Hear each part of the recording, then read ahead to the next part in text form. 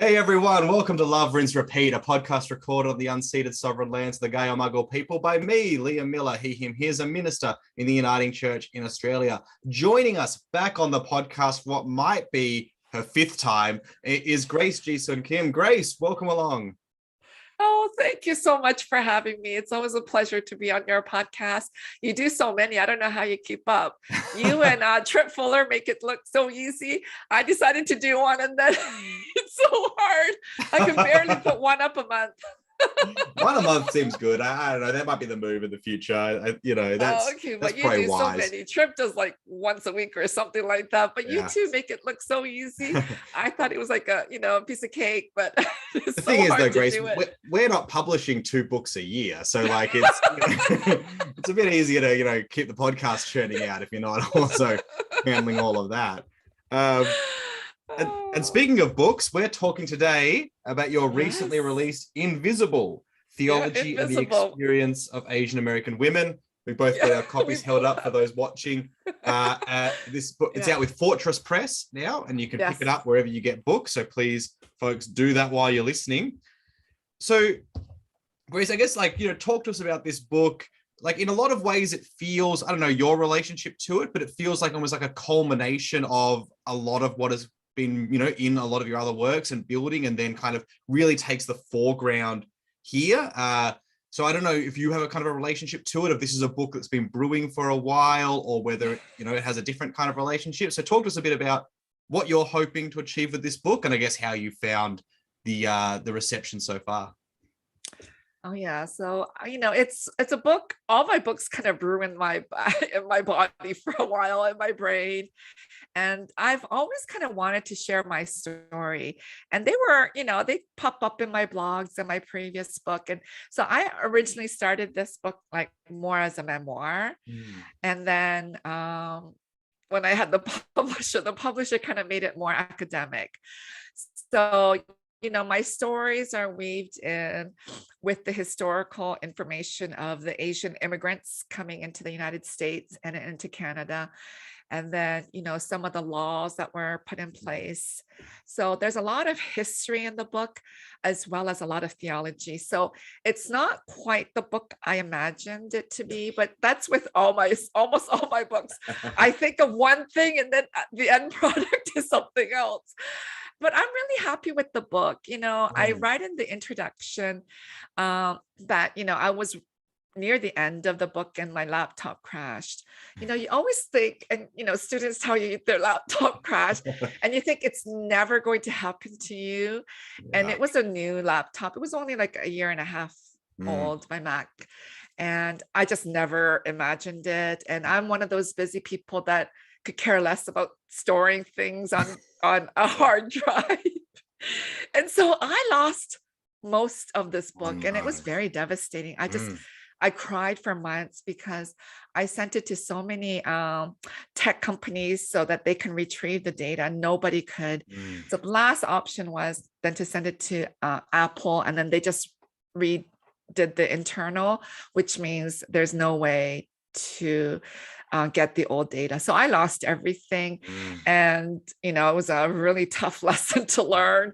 Now I have 3 external hard drives and I email documents to myself all day long. If I'm working on something, I change a period. Okay, I gotta email myself. So it was a devastating event for me. So rewriting, and then, as with every book, you submit it and then it takes them a while to do the copy editing. So it was months later, I got the book back with the copy editing. And then I realized, I did begin with hoping it to be a memoir, and then it changed into more of a theological, historical, religious book. But then reading back my own stories that I included, I was like, oh no, I don't know if I should include these stories. It was a really it was a strange moment for me because I had written it, but then, months away from it, I was like, oh, I can't believe I wrote all this into the book. And I was debating, should I delete some of these stories? And then at the end, I kept every single one of them that was already in it during the copy editing stage. And so now it's kind of out there, some of them very personal stories. Some of them, I don't know if I still should have shared it, but, I share the ordination story, but I've talked about it a lot. So I thought, okay, it's okay now. I didn't put names in there, but I just thought, since I've talked about it so much, it's okay now to be in a book. So there are very personal stories. And I found at the end, because I'm a feminist theologian, without the stories, I think it's really hard for people to understand the theology that I'm trying to develop and present. And so even at the end, I do develop the theology of visibility. That was not my intention when I first began the book many, many years ago, because it was supposed to be a memoir. But because it turned a little bit, as maybe a textbook people can use, or a Bible study book, or individuals can read it for their own selves. I thought I should end with some theological kind of thing. So that's where I developed the Theology of Visibility. And so, I'm so glad, I was on Tripp's podcast, which will be coming out. You may beat him to it. I don't know who's going to share it first, but this is what I wanted. I wanted non-Asian Americans to read it. Yeah.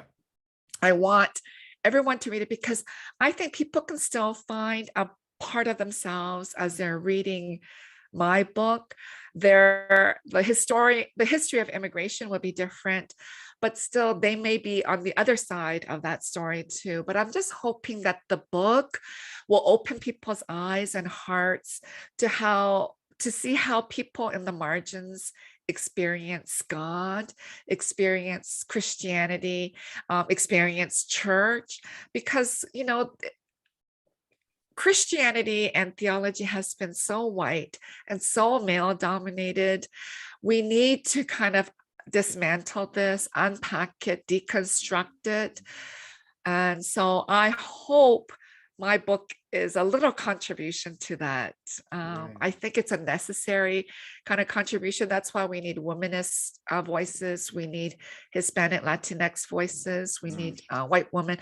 We need all these voices, queer voices, every voice to help us understand God's presence in our life, because, God is this infinite being who created all of us, and we are this tiny little human being.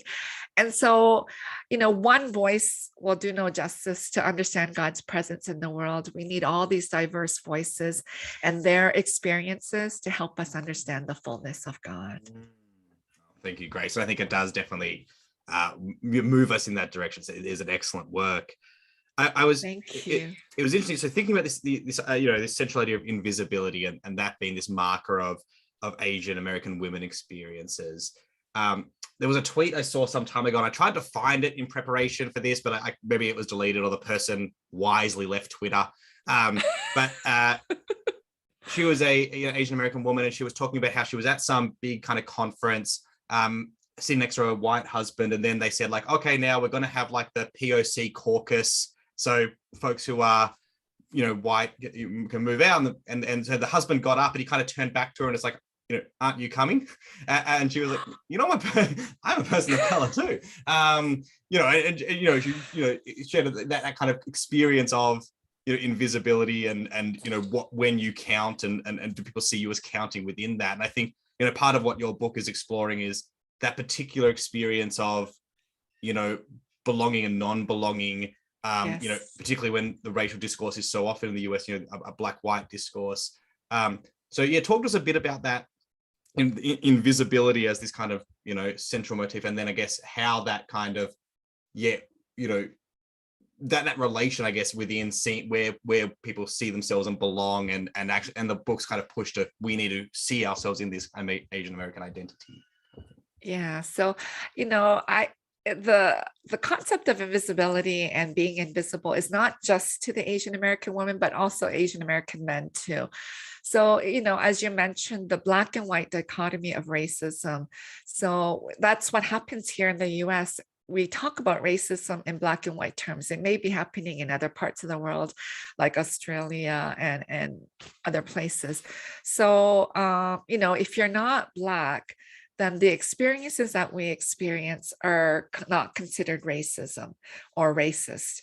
And so we get kind of deleted from this experience that we experience so much. And, during this pandemic, with the AAPI hate crimes, it just rose so much.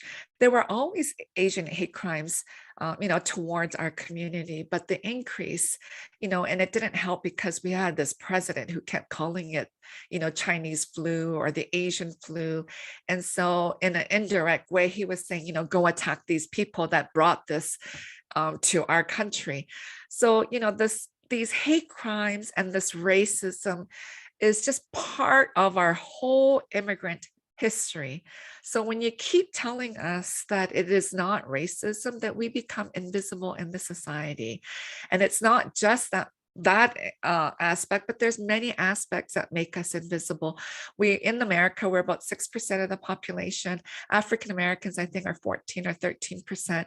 Hispanics are lower, but we are still 6%, and our issues are not at the forefront. People don't, I think just recently a school in New Jersey said that they will include Asian American history in the curriculum in the public school.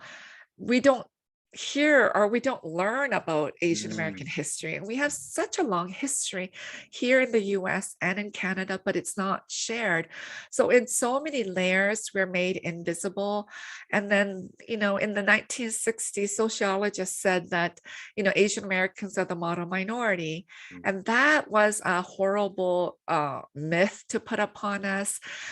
It was used to pit us against other people of color, like Native Americans, African Americans, and the Latinx community, saying, if you work just as hard, you will do just as well as the Asian Americans. You can get into top schools, live really well, and have a great job. But that's not true. There are so many Asian Americans all over US and Canada living in poverty. We don't all go to the top schools. We don't all have great jobs. If you just go to Flushing or different parts of the country, people are living in poverty. They're living in these small apartments, sharing bathrooms and sharing kitchens with other family and other people. So this is the reality, and these realities are made invisible. So Asian Americans as a whole are made invisible by this white dominant society and even Christianity itself. But then within our Asian American community, because of sexism, because of the patriarchal culture, then Asian American women are now doubly made invisible. So our stories of, sexual assault or physical assault or any of those horrible things that happen to us, we live in Asian culture, as well as in some other cultures, we live in an honor shame society. So we don't want to air our dirty laundry. We don't want to share these stories of, people, attacking us, family members or friends or strangers. We don't want to share that.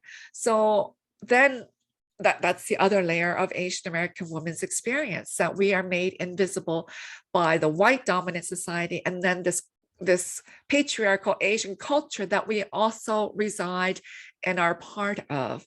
And so part of, the stories that I struggled with after I wrote it, should I include them or not? I think if I don't share the stories, then I'm making also myself invisible to even within my own book. So I decided to share them to say, this is what is happening to Asian American women. It's a very common thing that's happening. So, we shouldn't be so ashamed of it. We need to share. We need to understand it's happening and do something about it in our community. Otherwise, our issues become invisible. Our being, our personhood becomes invisible, because we're going to keep burying it as if everything is okay within our Asian American community. So there is this double layer of being invisible. So that's why it's this is not a good thing for us. We are all created in God's image. We are to flourish. We are to be liberated.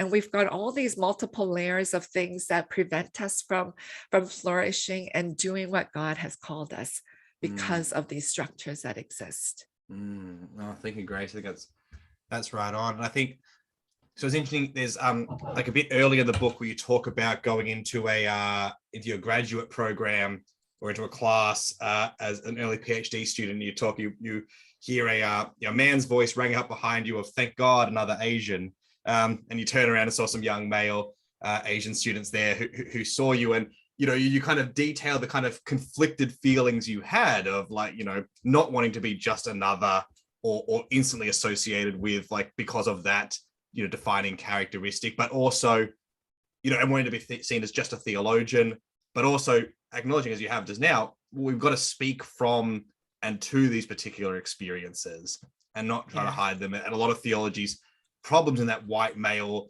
mode of particularly through the 20th century was just like being like, well, I'm not anyone in particular, I'm a universal person who can speak to all and all. So yeah, as you kind of wrestle with those experiences, and then also this desire to say, no, we need to stake our claim, we need to own and become visible.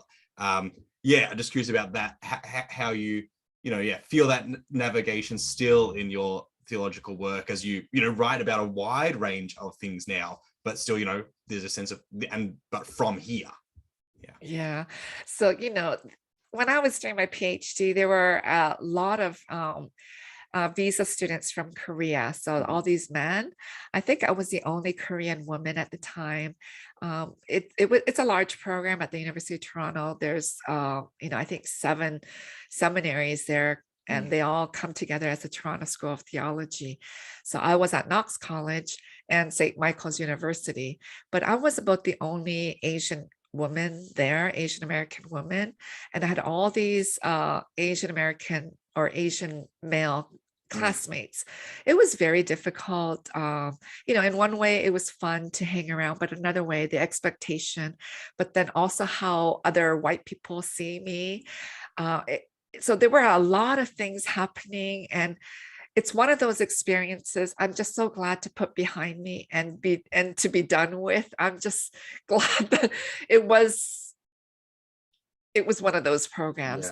But it really made me struggle with my own identity and how I am viewed by others within the Asian American community and the wider community. And I bring all those kind of aspects into the book in different ways.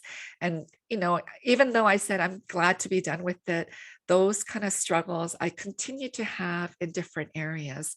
So it's not something I could just push behind and, okay, I went through with it and it won't happen again, but it does happen. And, I just, I end with the theology of visibility. I hope those who feel invisible, for Asian Americans, it's a very common experience. We can just talk about being invisible and all of us understand fully what that means.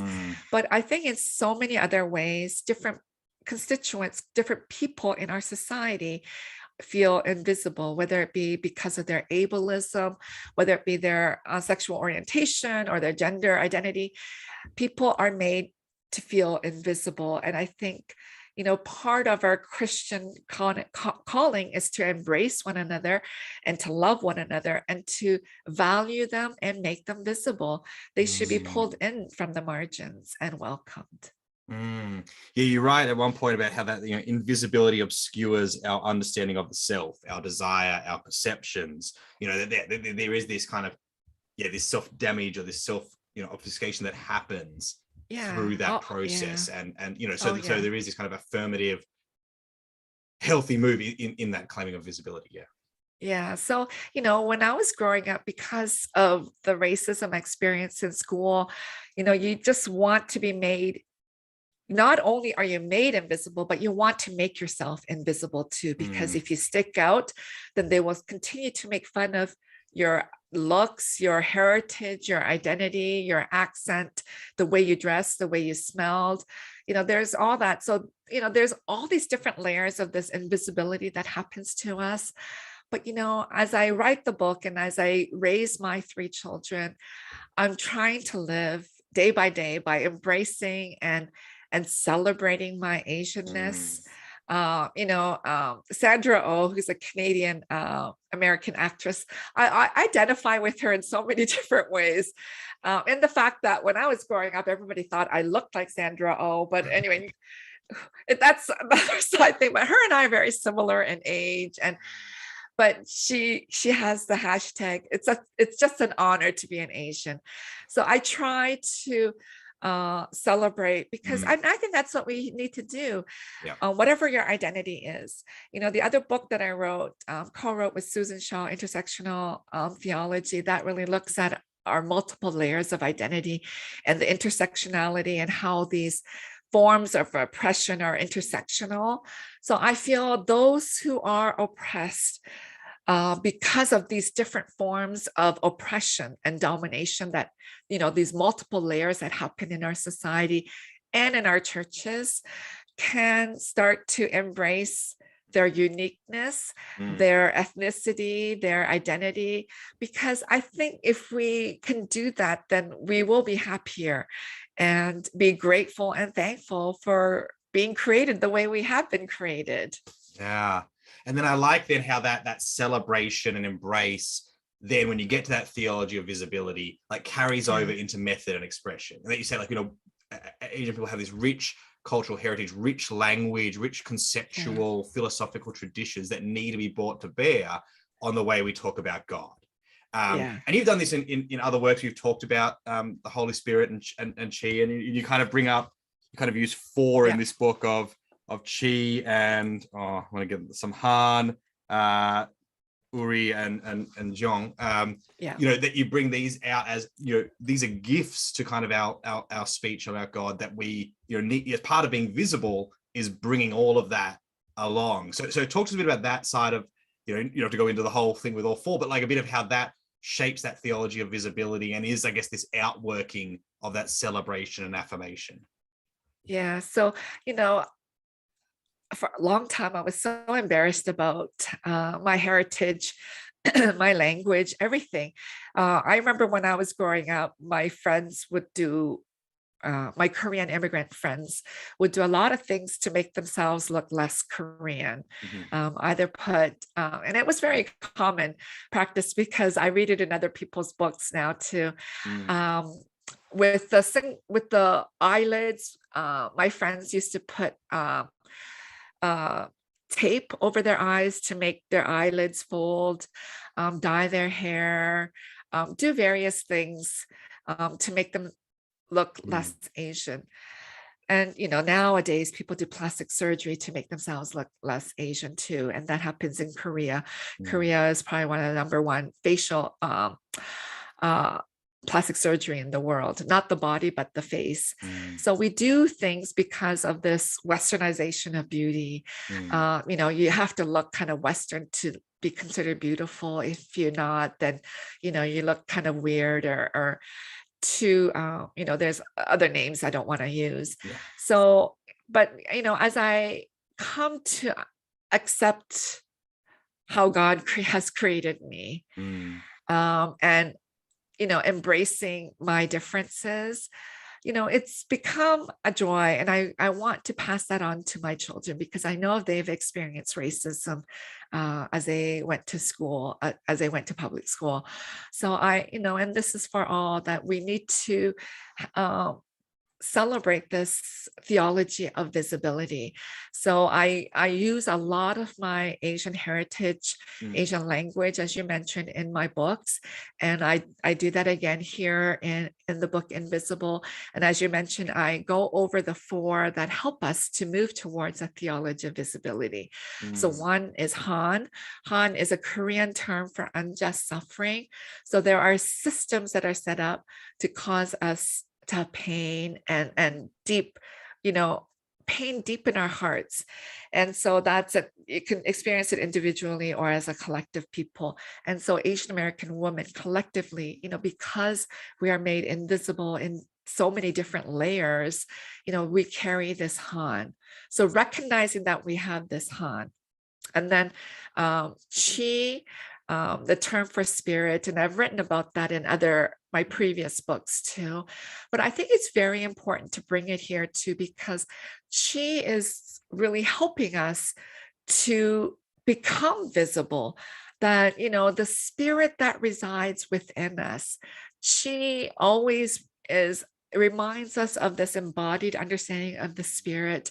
In Korea, it's very common way to say Chi, how is your Chi or your ki? In Korea, we pronounce it ki. How is your ki today? And if it's really low, we want to lift your spirits up together. We are concerned about one another's chi. So, understanding that we can be down, we can be but we can be lifted up, and it's the Spirit of God that renews us and rejuvenates us and gives us new life. And you see that very scripturally.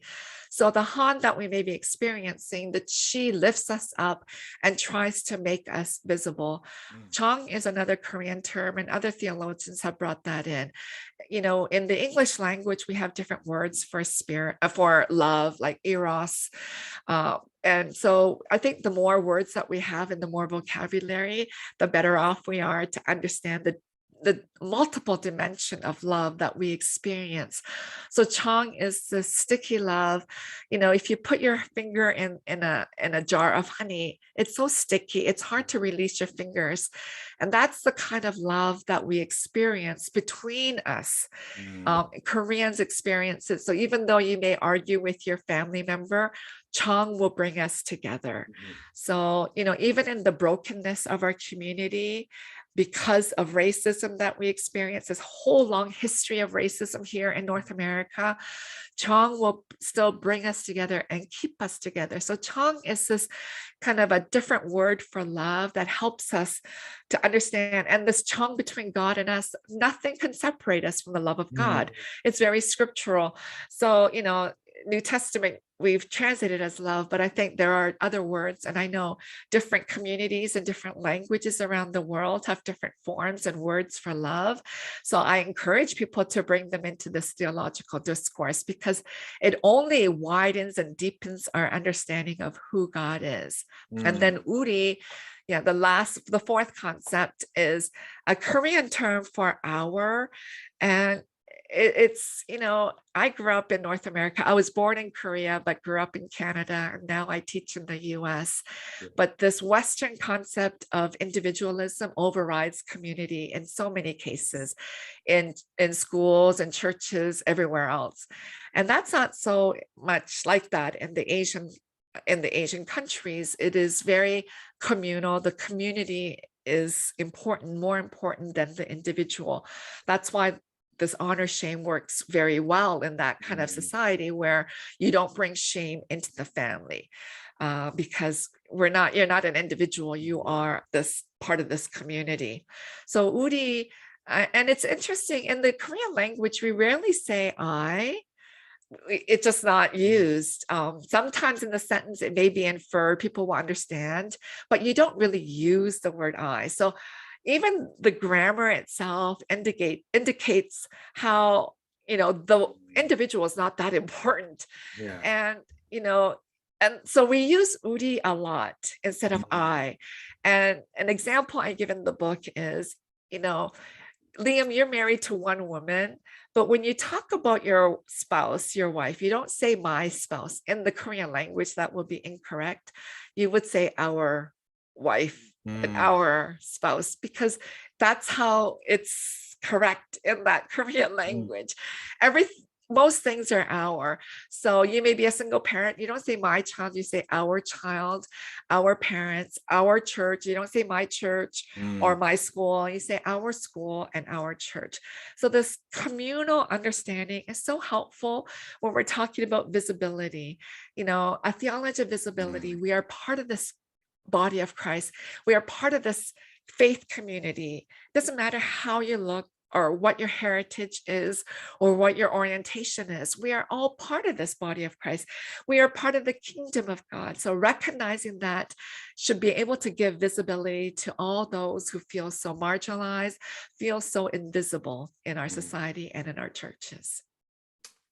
Well, Grace, thank you so much. And I think that's a great spot to close the conversation. I mean, but folks, really do pick up the book, because there's so much we haven't touched on. As you said, like it's got a lot of those personal stories, but interwoven are these kind of, structural, specific historical cases of racism and invisibility and sexism, both, on the continent and over in Korea and in elsewhere. So, and then, we've only even touched the start of this theology of visibility, because, you've got great sections on intersexuality and on Jesus in the kingdom and Jesus making visible. So, but yeah, it's a really excellent work, and I do commend it. And as you said, it can be individually read, but it will also make an excellent kind of book study or devotional guide for a small group. So yeah, I hope, and I hope people around the world, like in Australia, will read it too, because I think Asian Australians, they have similar experiences. Their laws may have been different, and it also, in different parts, because Asians have migrated into different parts of the world, but our experiences are very similar. So I hope that people around the world will read it. And, I love to hear from people. I love to hear reviews and the ratings. So please go ahead and rate it on Amazon or wherever you do a good reads, and encourage people to read it. Thank you so much, Liam. It's always a joy to be on your podcast. You make it look so easy, and I know it's not.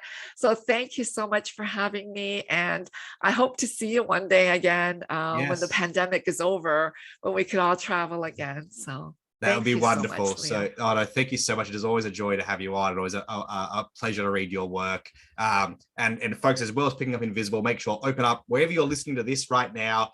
Open up and also subscribe to Madame Grace's podcast and have a listen to that. Some excellent episodes. And yeah, Grace, thank you so much for joining us again. And folks, we'll see you all next week. Thank you so much, Liam. It's a joy to be with you.